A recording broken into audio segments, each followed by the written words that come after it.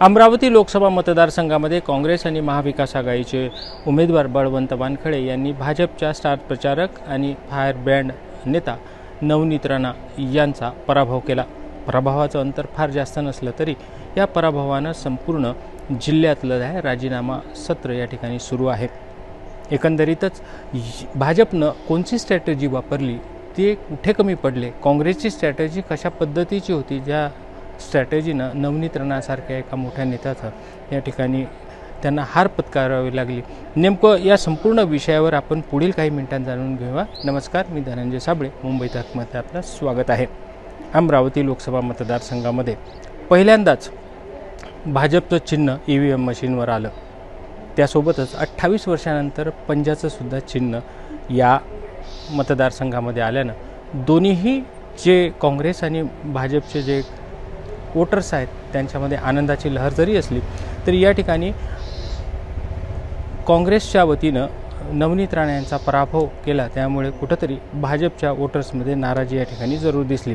कारण या संपूर्ण लढाईमध्ये या निवडणुकीत पराभवाचं अंतर फार जास्त नसलं तरी या पराभवाची कारणं आता शोधण्याचं काम भाजप सुरू करत आहे।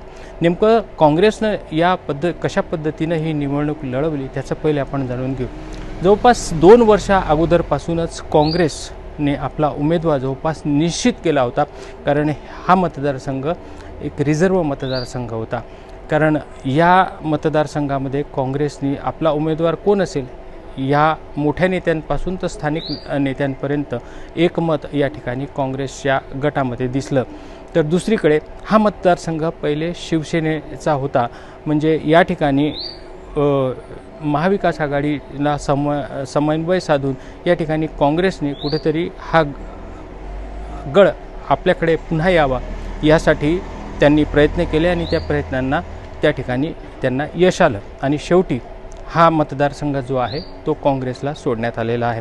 आणि त्यावेळेसपासूनच काँग्रेसचे जे उमेदवार होते बळवंत वानखडे यांनी आपले प्रचार सुरू केलेला होता। कारण बळवंत वानखडे हे दर्यापूर मतदारसंघाचे आमदार होते आणि त्यांनी आपला प्रचार ज्या पद्धतीने सुरू केला त्याच निवडणुकीच्या शेवटच्या क्षणापर्यंत तशाच पद्धतीचा त्यांचा प्रचार सुरू होता। हे संपूर्ण चित्र ग्राउंड लेवलवर त्यांचं दिसत होतं।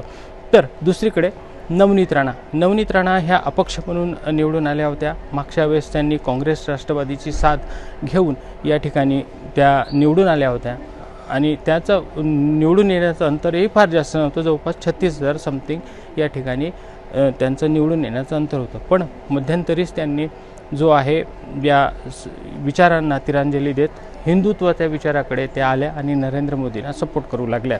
तेव्हापासूनच त्या नरेंद्र मोदी आणि अमित शहा किंवा भाजपच्या जवळीक होत्या। ह्या संपूर्ण गोष्टीला काही वेगळं बोलण्याचं कारण या ठिकाणी दिसतच नव्हतं। आणि सोबतच ज्यावेळेस शिवसेनेचा उठाव झाला त्यानंतर संपूर्ण त्या ठिकाणी हनुमान चालीसा किंवा उद्धव ठाकरेंच्या घरासमोर हनुमान चालीसा म्हणायचा किंवा हिंदुत्व विषयावर त्यांना बोलायचं, या संपूर्ण विषयावर त्या संपूर्ण राज्यातच नाही तर देशात या ठिकाणी त्या हिंदू श्रेणी म्हणून ओळखल्या गेल्या। आणि त्यानंतर भाजपच्या फारच जवळीक त्यांनी साधली आणि म्हणूनच सरतेशेवटी त्यांना भाजपने जे आहे या ठिकाणी त्यांची उमेदवारी जाहीर केली।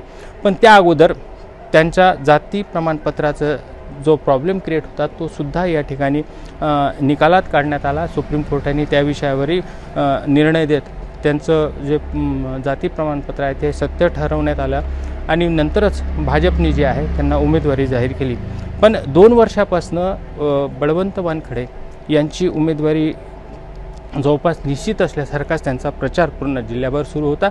तसाच नवनीत राणांसुद्धा अपक्ष असो किंवा त्या विद्यमान खासदार होत्या, खासदार किंवा पुढची निवडणूक मीच लढवणार आहे, ते कोणत्या चिन्हावर लढवेल हे जरी निश्चित नसलं तरी त्यासुद्धा या ठिकाणी प्रचार करत होत्या।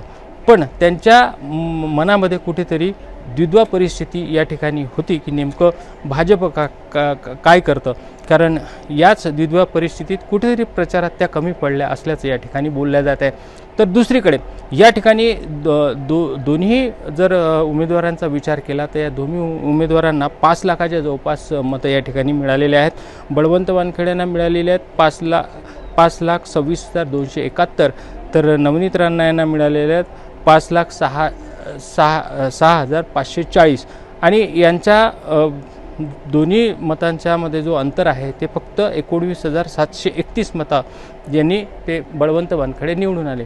पण नेमकं दोघांनाही या ठिकाणी मतं जे आहेत ते आपापल्या जे कॅडर्स वोट आहेत ते कॅडर्स वोटचे त्यांना मिळालेले आहेत। नेमका 19,731 मतांनी जे बळवंत वानखेडे निवडून आले तो घात नवनीत राणांसोबत कसा झाला, हाच विचाराचा प्रश्न या ठिकाणी, त्याच्यावर मंथन या ठिकाणी भाजप आणि युवा स्वाभिमानी पक्ष या ठिकाणी करताना दिसतंय।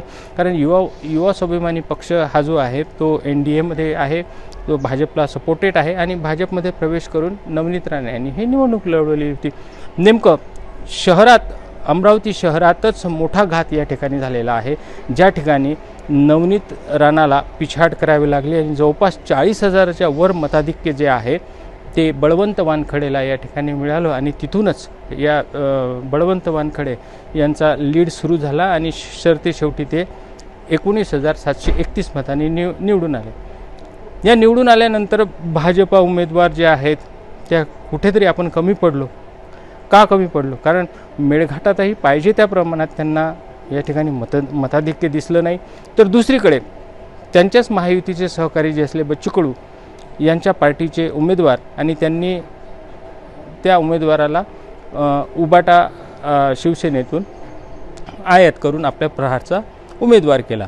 नेमका याची स्ट्रॅटर्जी काही लोकांना समजत आली की नेमकं महायुतीचे बच्चू कडू असताना महायुतीच्या उमेदवारासमोर त्यांचा उमेदवार का उभा करण्यात याचं काय, तर या दिनेश बुब जे प्रहारचे होते, बच्चू कडूच्या पार्टीचे होते, त्या दिनेश बुबनी दोन्ही उमेदवारांना या ठिकाणी नुकसान पोचवलं। पण स्वतःचा आकडा जो आहे तो 1 लाखाच्या वर जाऊ शकला जरी नसला मतदारांचा, तरी त्यांना जे मतं मिळालेली आहेत ते जवळपास 85,300 मतं त्यांना मिळालेली आहेत। त्या मतदारांमध्ये काही नवनीत राणांचे मतही सुद्धा त्यांनी या ठिकाणी मिळवलेले आहेत, तर काही बळवंत वानखेडेचे सुद्धा मिळवलेले आहेत। एकंदरीतच दिनेश बुबनी दोघांनाही नुकसान केलं आणि त्यात सर्वात जास्त नुकसान जे आहे ते भाजपचं या ठिकाणी झालेलं आहे, कारण त्या ठिकाणी भाजपचा उमेदवार त्याला पराभव या ठिकाणी स्वीकारावा लागला। एकंदरीतच या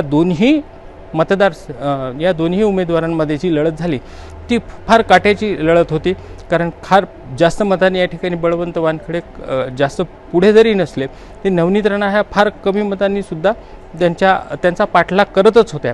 पण नेमकं या ठिकाणी भाजपने आपलं काम, भाजपच्या कॅडर्स वोटरनी आपलं काम केलं। पण एक या ठिकाणी बोलल्या जात आहे की भाजपसोबतच या युवा स्वाभिमानी पक्षाचं जे आपसातलं जे जोड होतं ते या ठिकाणी कुठं या ठिकाणी प्रचारादरम्यान दिसलं नाही असं बोलल्या जात आहे।